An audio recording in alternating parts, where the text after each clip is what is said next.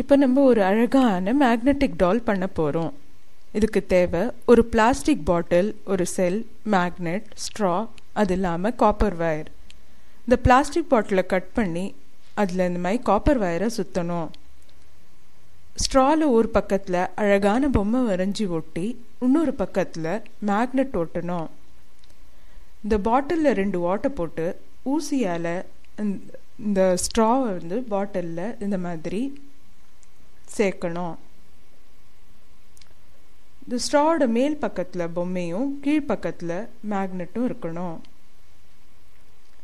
இப்போ என்ன பண்ண போகிறோன்னு பார்க்குறீங்களா?